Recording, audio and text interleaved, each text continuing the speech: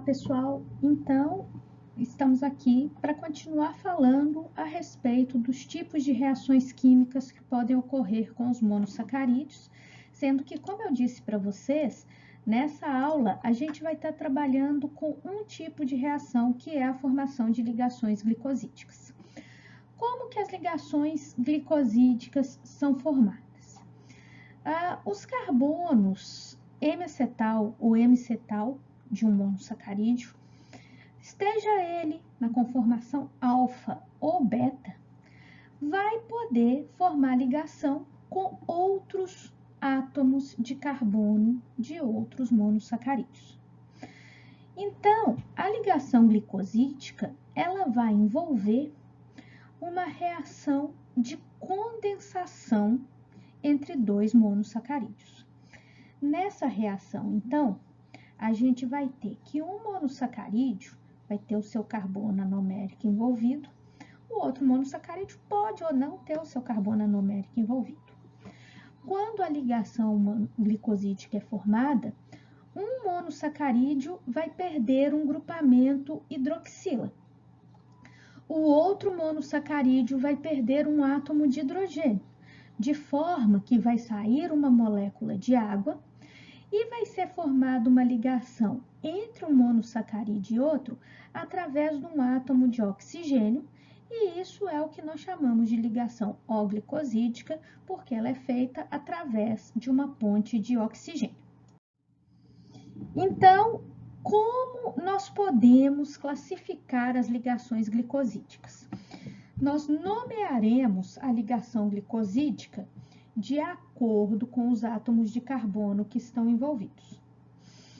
Se o átomo de carbono envolvido é o carbono anomérico, a gente vai ter que classificar a ligação glicosídica entre alfa e beta de acordo com a posição da hidroxila em relação ao plano do anel, como eu já mostrei na aula anterior. Então, a ligação alfa-glicosídica, ela vai acontecer entre o carbono 1, por exemplo, de uma glicose, na configuração alfa, e um carbono 4, de uma outra molécula de monossacarídeo. E uma ligação beta-glicosídica, por exemplo, ela vai acontecer entre o carbono 1 de uma glicose na configuração beta e o carbono 4 de uma outra molécula de monossacarídeo. Entenda que isso aqui são exemplos, não é necessariamente sempre carbono 1, porque, por exemplo, o carbono anomérico da frutose é o carbono 2, e necessariamente não tem que ser no carbono 4. Isso aqui são exemplos que eu estou dando. No caso dessa ligação aqui, ó, entre o carbono 1 na configuração alfa e o carbono 4 de uma outra monossacarídeo, a gente classifica a ligação como ligação alfa 1,4. No caso aqui, quando eu tenho a ligação entre um carbono 1 na configuração beta e o carbono 4 de outro monossacarídeo, a gente classifica essa ligação como beta 1,4. E isso vai implicar em formatos diferentes de ligação. Então, eu estou mostrando aqui que a ligação, quando ela é alfa, ela é diferente em termos de formato de quando ela é beta. E aqui um pouco mais detalhadamente. E o que a gente tem que entender é que isso vai implicar com que os disacarídeos, os oligosacarídeos, os polissacarídeos, eles tenham estruturas tridimensionais diferentes e propriedades químicas diferentes de acordo com o tipo de ligação glicosídica que está envolvida na formação dessas moléculas. E aqui eu estou mostrando alguns exemplos de ligação glicosídicas dando origem a disacarídeos, que são formados por dois monossacarídeos. Vamos começar falando a respeito da maltose. A maltose, ela é um açúcar formado pela ligação entre uma glicose, que está na configuração alfa, e essa glicose, ela vai formar uma ligação glicosídica do seu carbono 1, que é o carbono M-acetal, com o carbono 4 de outra molécula de glicose. 1, 2, 3, 4. Essa reação vai acontecer por uma desidratação, uma reação de condensação, e vai dar origem a duas moléculas de glicose unidas através de uma ligação alfa 1,4, formando então a maltose. A gente observa aqui que nesse disacarídeo a gente tem que o carbono hemiacetal da primeira glicose está envolvido em uma ligação química. E como vocês se lembram, eu falei que o carbono hemiacetal, ou hemicetal, ele tem a propriedade química de doar elétrons, o que faz com que os monossacarídeos em geral, eles sejam açúcares redutores. Só que quando o carbono hemiacetal ou hemicetal está numa ligação química, ele perde essa capacidade de doar elétrons. Então, esse carbono aqui, ele não tem potencial redutor, ele não pode doar elétrons. No entanto, se a gente olhar para a molécula de maltose como um todo, ela tem um carbono hemiacetal aqui livre, o carbono hemiacetal dessa segunda molécula de glicose aqui. Então, a maltose, ela continua sendo um açúcar redutor, porque este carbono hemiacetal, ele pode doar elétrons.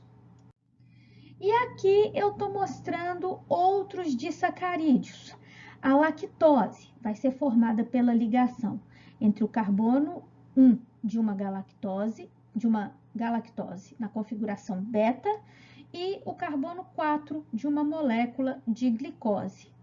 Então, essa ligação formada aqui é uma ligação beta 1,4.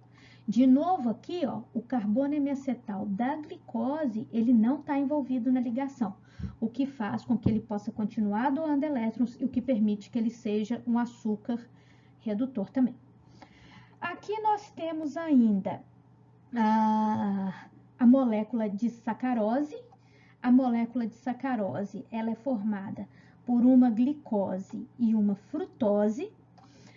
A ligação glicosídica vai ser formada entre o carbono 1 da glicose na configuração alfa e o carbono 2 da frutose na configuração beta, ou seja, aqui a ligação ocorre entre o carbono hemiacetal de um monossacarídeo e o carbono hemicetal de outro monossacarídeo. Nesse caso, essa molécula não é redutora, porque os dois carbonos aqui dos monossacarídeos que poderiam hipoteticamente doar elétrons, eles estão envolvidos na ligação química e eles perdem essa capacidade. E eu tenho aqui a trealose, que vai ser formada, como a maltose também, por duas moléculas de glicose. Só que na trealose, as glicoses estão unidas por uma ligação glicosídica entre o carbono 1 de uma das moléculas de glicose na configuração alfa e o carbono 1 da outra molécula de glicose também na configuração alfa, formando uma ligação alfa-1, alfa-1. De novo aqui, dois carbonos hemiacetais envolvidos na ligação glicosídica e, consequentemente, esse açúcar também não é redutor.